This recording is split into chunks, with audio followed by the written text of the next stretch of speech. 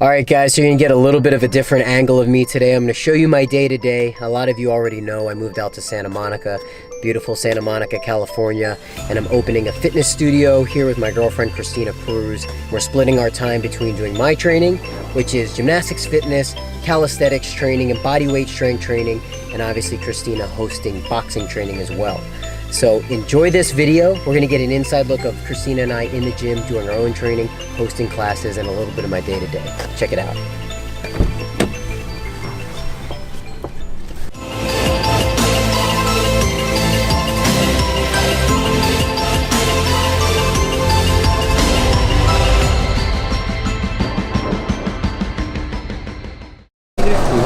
You know what?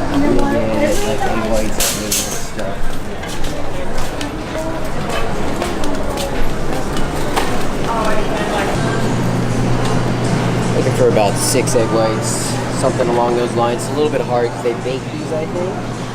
So it's a little bit hard judging. But it looks like 6 or so. Onions are a little bit more carby than green vegetables, but I'll get a couple. Let's see. Some Brussels.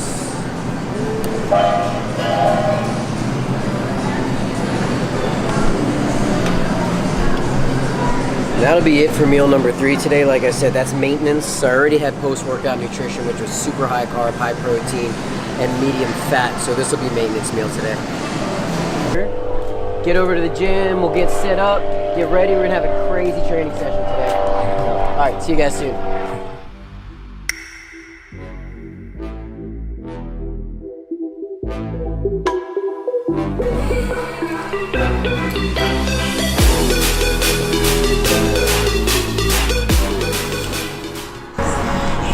Going to get super real today.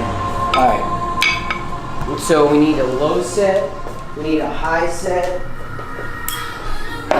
Pulling stuff.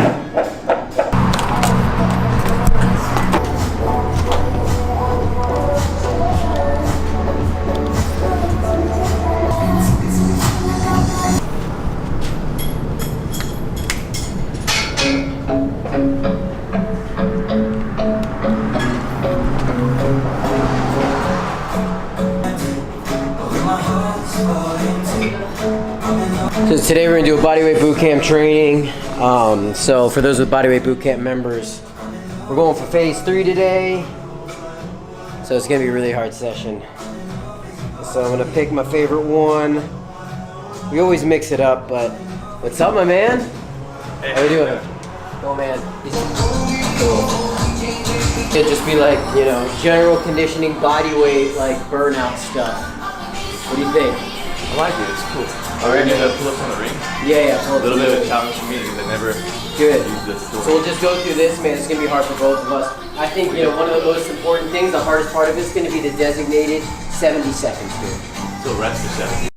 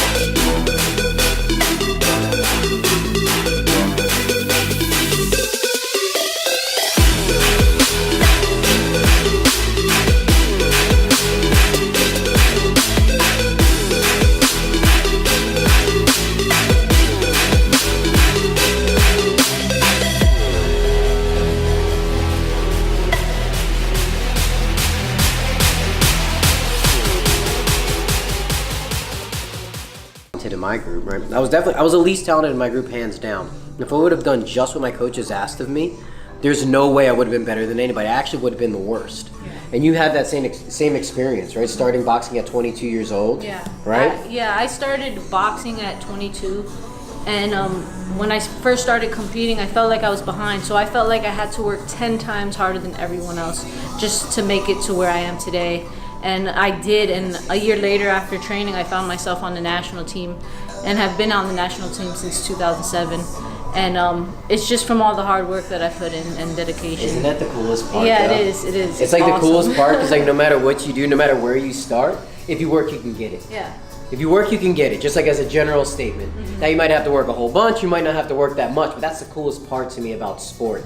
The other coolest part to me about sport is there's a little variables you just can't control, and that's what I like too, because it keeps things a bit unpredictable. So. Yeah, well, I mean, with those variables, it makes you work harder and try different things all the time, and you learn from yourself, so. Yeah, and for my sport, being weight making, I started introducing diet into my sport 3 years after I started doing it, and I noticed a huge difference from making weight. Like I used to struggle to make 119 pounds. I used to struggle to make 112 pounds, and I met Brandon, and he taught me a lot more about diet and how I should go about it and making weight. And when I dropped down to 112 pounds, I felt stronger than I did at 119 pounds, at 120 pounds, because I did it correctly, and I introduced that variable into my plan. Yeah.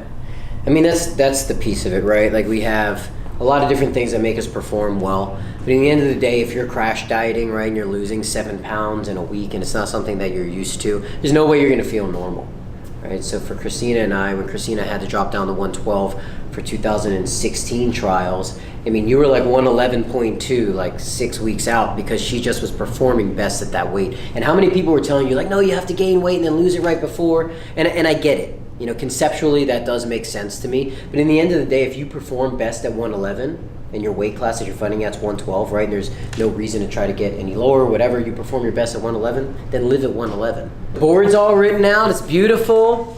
Today's a super fun day. It's all about counterpunching for Christina. Christina is the master counterpuncher. She draws you in, makes you punch, moves, and hits you right back. It's annoying to everybody. I do it to him all the time. He gets so mad. Yeah, we spar. We spar sometimes. Just when she gets mad, she wants to beat me up. And I think that I can catch her, and I never, ever can catch her. Maintenance meals for me don't really serve a big purpose as far as trying to do something, right? So this isn't a pre-workout meal to fuel up.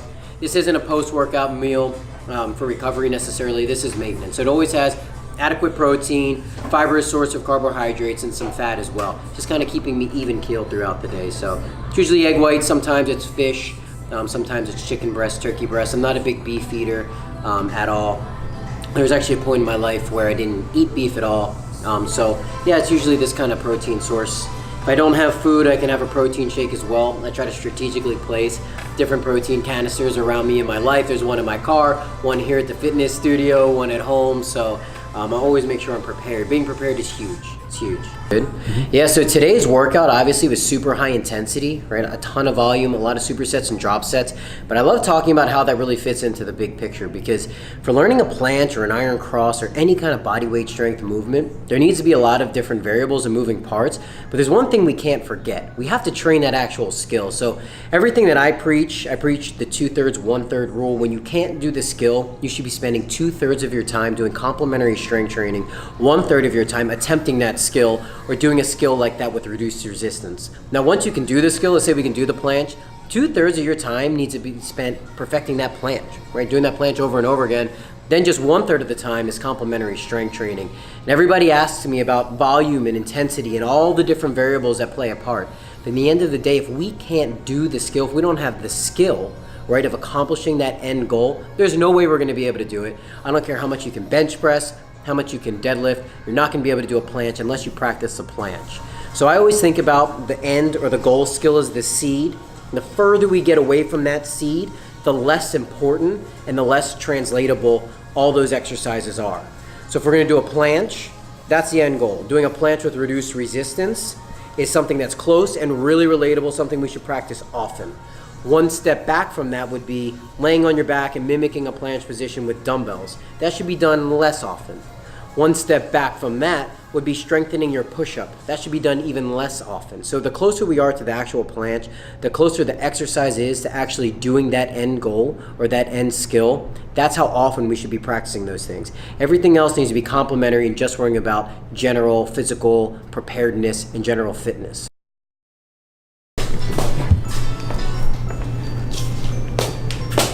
Thanks for watching, guys. If you want to capture any more of what our day looks like, training specific stuff, make comments below because I want to learn as much as possible about what you want. Make sure to subscribe and follow along in this journey. Tina. You can follow me on Instagram at Christina Cruz Box. I put up some videos, instructional videos, a little bit about my life and training.